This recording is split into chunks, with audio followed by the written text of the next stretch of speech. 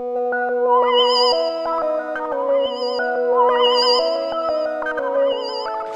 a instalar un poco el tema de la interpretación. Vamos a verlo desde arriba, desde la perspectiva propia de la teoría fundamental del derecho.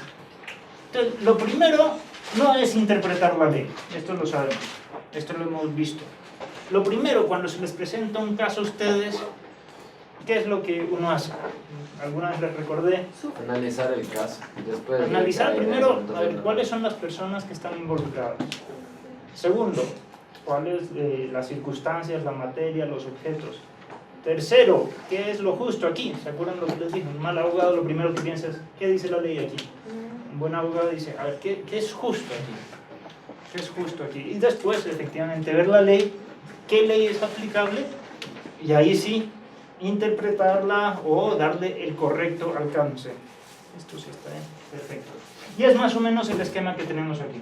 Hemos dicho que el análisis de los casos jurídicos sirve para concretar el derecho.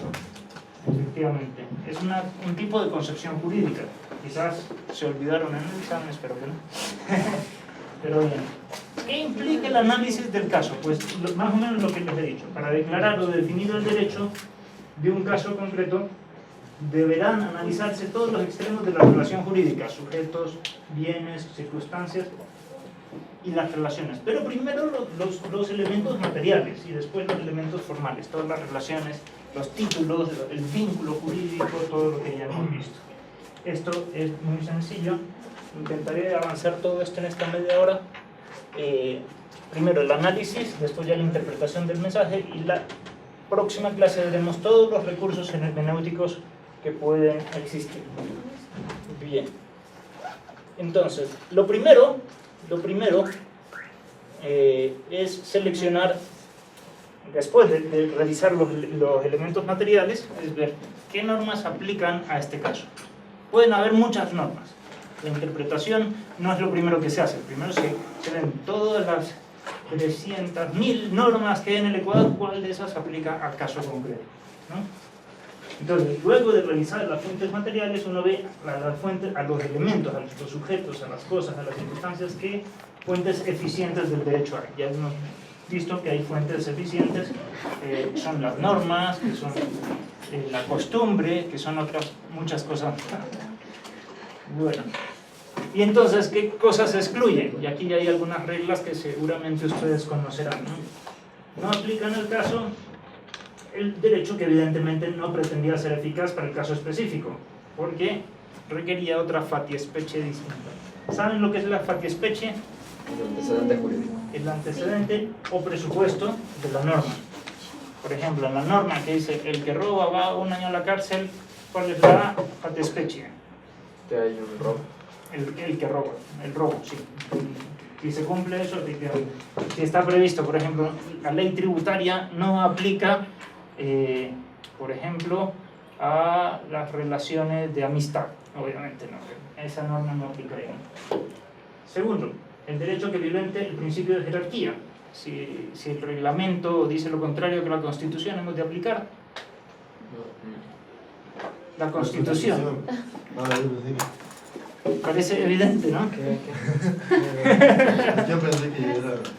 No, es más sencillo. Se aplica el reglamento, no, por eso dijimos, ¿no? Claro. No, se aplica la Constitución. Adelante. Tercer caso, ante el derecho especial. Si hay una norma general y una norma especial, ¿cuál prevalece? ¿Cuál es la norma especial? Todas estas se llaman, ¿cómo se acuerdan? Las reglas de antinomias. ¿Sí? La ley posterior o la ley... sí, La en ley caso clara de sobre la antinomias, oscura. En caso de antinomias, aquí están estas, efectivamente, ¿no? ¿Cuál aplica? ¿La posterior o la anterior? La posterior. La posterior. Muy bien. Y en general tampoco aplican al derecho el derecho positivo no idóneo para crear una concepción jurídica en quienes deben cumplirlo. Por ejemplo, una norma absolutamente confusa. La podemos cumplir, pero no la podemos cumplir. Entonces uno dice, si es una duda objetiva, seria, pues obviamente no aplica, ¿no? Por los errores insalvables, o porque tienen causa que dice, en este caso no aplican estas normas. Esto es muy típico, hacer las excepciones que vienen por jurisprudencia. Muy bien, esto simplemente para recordar algo que ya saben, ¿no? Casos de duda. ¿Qué hacemos ante los casos de duda? Indubio pro, pro reo, pro debitis, información. pro información. Hemos ya visto en otras clases cantidad de pros. Somos super pros. Bueno, estos no valen como aforismos. Tiene que ser del derecho romano. Esto es más actual. El primer principio de todos habíamos dicho que era rodeo, efectivamente. En caso de dudas, a favor de los fines, a favor de los valores. ¿Se acuerdan? Esto es lo que decimos aquí en el fondo. Pro finis, pro bonis. O a favor de los derechos subjetivos, ¿no? Esto está en nuestra Constitución, artículo 11, artículo 3, artículo 427, como hemos visto. Muy bien. Entonces, es un principio muy constante en nuestra Constitución. A favor de los derechos, en caso de dos interpretaciones, a favor de los derechos. Pero primero hay otra regla, otra cantidad de principios que ya hemos estudiado, que tienen también su jerarquía. Interpretación del mensaje jurídico. De aquí viene otro capítulo. Ya no estamos viendo el análisis de los extremos de la relación jurídica para ver qué es lo que tenemos que interpretar, ya estamos viendo un mensaje jurídico. Entonces, lo primero que debemos de desentrañar es qué es mensaje jurídico. Fíjense, aquí no estamos estudiando el análisis de la ley, no estamos interpretando la ley, sino el mensaje jurídico, que es mucho más amplio. Porque el mensaje jurídico, aparte de que una ley tiene un mensaje jurídico, y esta es una de las primeras claves que hay que entender, la ley es un mensaje que nos da un grupo de personas a toda una sociedad. Y las mismas reglas que sirven para interpretar la comunicación no sirven para interpretar el mensaje de la ley. Esto es interesante, porque ahí ya podemos utilizar toda la hermenéutica de la comunicación para la hermenéutica del derecho. Esto es lo interesante. Pero el mensaje jurídico no es solo la ley. ¿Qué otros mensajes jurídicos se les ocurren que puede haber? La doctrina puede ser el contenido de la doctrina. Puede haber eso, pero también, digo, Acciones, ¿no? por ejemplo, ¿cuántos tienen licencia? ¿Qué significa esto? Esto es fácil. Muy bien, y esto es un mensaje jurídico. Hay otros más difíciles, por ejemplo, ¿qué significa esto? A ver. Un pescado. Es un pito. un rompevelocidades. El rompevelocidades. Un rompevelocidades. Creo que parece un sombrerito. Ajá, los rompevelocidades no son como que medio. ¿Y de ahí qué significa esto? Ah, son esos Camino rugoso. O sea, digo, hay cantidad de cosas, pero son mensajes jurídicos. Más o menos bien dibujado, yo creo que está bastante bien. No es un pescado. No me alejaste la vida. Es mucho más, es mucho más. Incluso fíjense ustedes, cualquier palabra que sale entre dos negociantes es un mensaje jurídico. También las palabras dichas verbalmente, sin escribir, también son mensajes jurídicos que merecen un tipo de interpretación. Es decir, un tipo de interpretación, no de tergiversación. Antes se confundía la interpretación con la tergiversación, entonces se decía, no, yo nunca voy a interpretar la ley. No, nosotros no tenemos esa acepción negativa de la interpretación. Para nosotros interpretación es dar alcance al mensaje que se nos han transmitido, para ver cuál es su fin, qué es lo que se quiso decir ahí. Por eso se dice que el mensaje jurídico es aquella información expresada en símbolos, cualquier tipo de símbolos, también gráficos, también puede ser un simple, así como no lo haga, ¿no? Que le dice un socio a otro socio en una reunión directiva, ¿no? Expresada con símbolos que contienen un acto, decisión o negocio jurídico. Puede tener cualquiera de estas cosas. Una decisión jurídica, una ley es una decisión jurídica, ¿no? El mensaje jurídico puede recoger una declaración de derecho las normas declarativas, una proposición constitutiva de derecho puede constituir, por ejemplo, una compañía. Hay muchas leyes que constituyen compañías o que constituyen al ministerio, ¿no? Puede organizar algo, por ejemplo, el Estado ecuatoriano se organiza en 3, 4, 5, 6 funciones del Estado, ya veremos cuál es el número exacto, en derecho constitucional. No, una 7. Hay más que las que dice la ley. Es más, la más poderosa no está dicha como funciona. Constitucional. Y prescriptivas. Aquí ya tenemos esto lo que hemos oído, ¿no? La ley manda, permite o prohíbe, ¿no? ¿En qué consiste la labor de interpretación? Pues esto es muy sencillo. Quien lee un mensaje jurídico debe esforzarse por entenderlo. En el fondo es esto, lo primero, por entender su contenido. Y después ver en qué medida tengo yo que aplicarlo. En qué medida pues, me concreta mi espacio jurídico, ¿no? Esto es lo que dice ahí, la labor interpretativa. Aquí una pregunta clave para entender todo lo que viene. A ver si... La labor interpretativa está destinada a declarar el derecho o a producirlo. Perdón, ¿cuáles son las ustedes? Está destinada a declarar un derecho preexistente o a definir, decir, entre varias posibilidades justas, este es el derecho. Declarar el derecho por existir. O definir. ¿Alguna otra opción? Declarar o definir, digo. A crear derecho. Yo creo Acuérdense de Holmes. Es que Los que han depende del visto caso. teoría constitucional de Holmes. El derecho no son normas generales, es lo que dicen los jueces. Eso era de Holmes.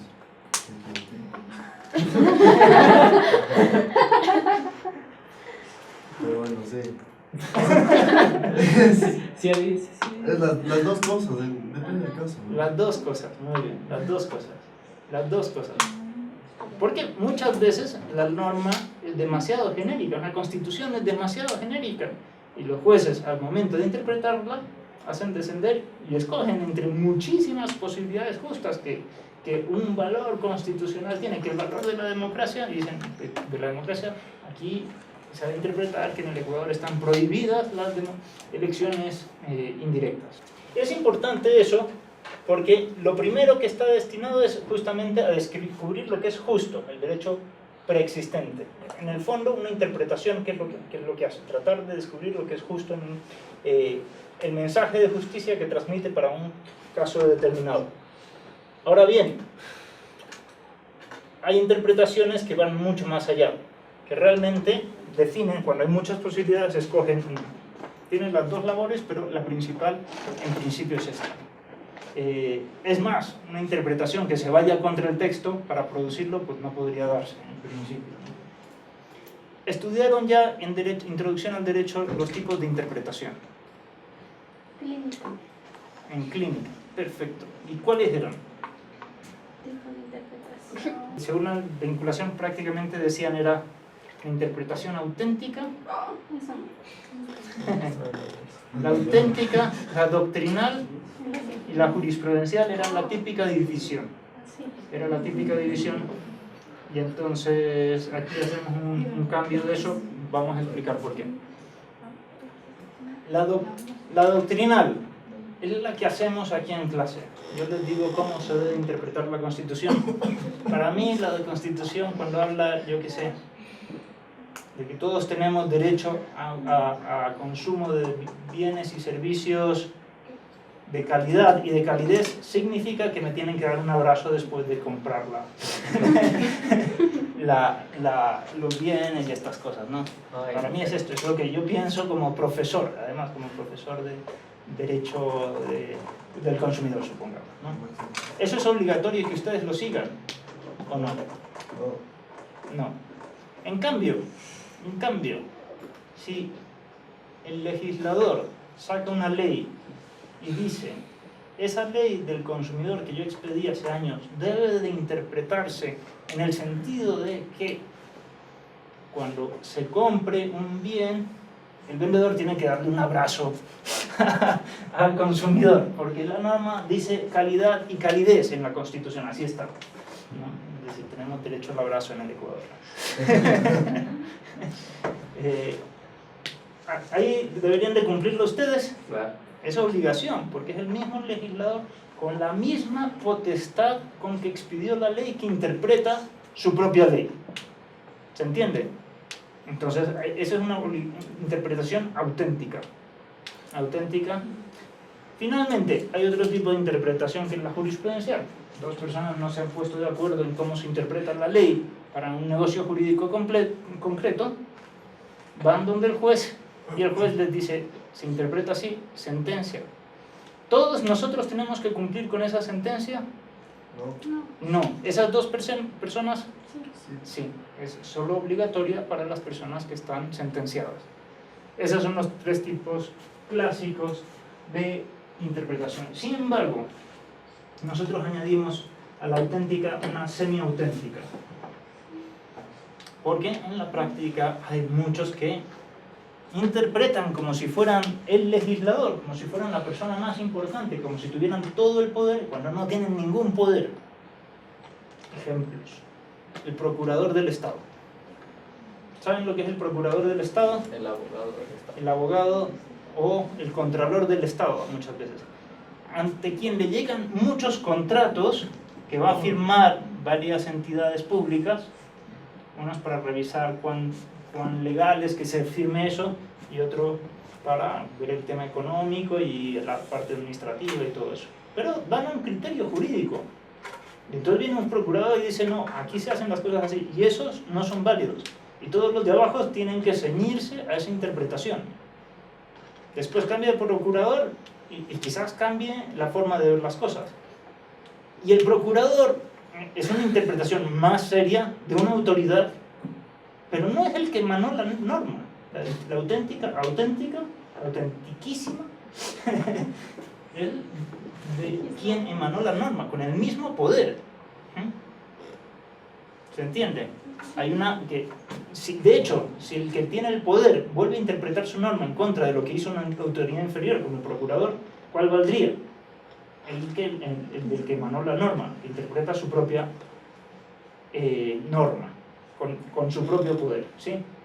Otro caso más clásico también en el Ecuador, ese es clásico, el de los procuradores y estas cosas, que van expidiendo cada cierto tiempo unos libros así de gordos, de todo el derecho, cómo lo han interpretado.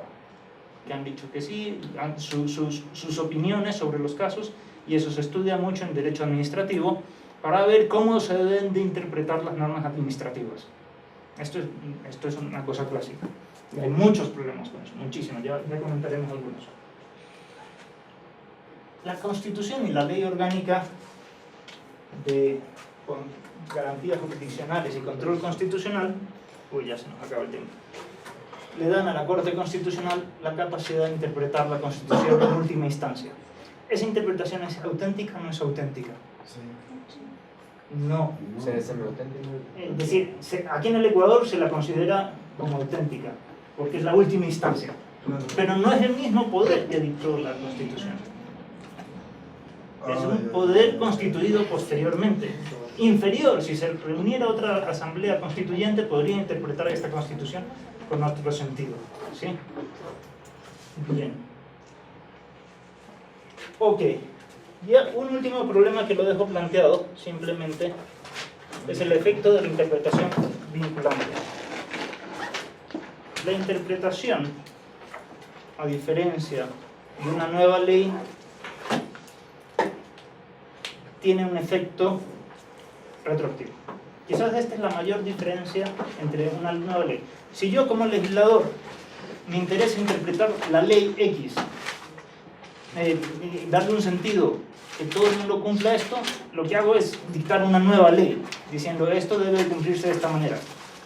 Pero en los casos de interpretación se entiende que siempre se entendió que la norma desde que se expidió debía de interpretarse en este sentido.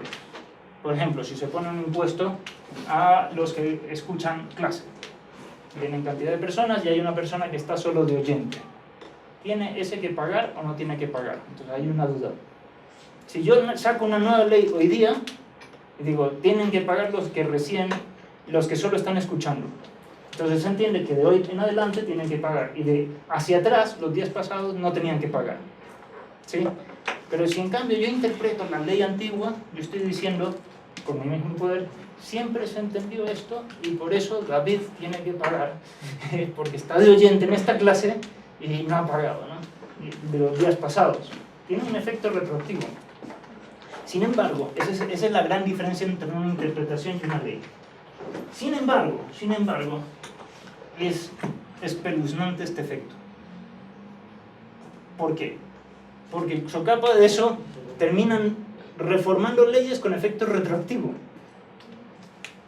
En general, en el derecho comparado, cada vez se limita más el efecto retroactivo de las interpretaciones. ¿Con qué criterios? Con estos que están aquí. Pero en el fondo es una barbaridad.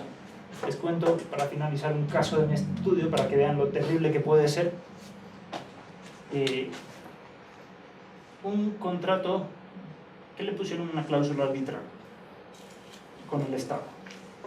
El procurador dijo, yo acepto que se puede firmar esa cláusula contractual, y lo aceptó.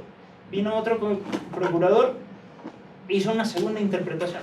Esa cláusula arbitral no podía ser firmada. Y un tercer procurador dijo, no, sí se puede. Entonces, las tres interpretaciones, en principio, tendrían efecto retroactivo. ¿A cuál estamos? ¿A cuál estamos? ¿Al de la mayoría? Pues quizás sí. Realmente al primero, porque ya creó una doctrina de cómo se deben de hacer las cosas. Pero hay serios problemas con el tema de la interpretación, como hemos visto. Y con eso hemos terminado por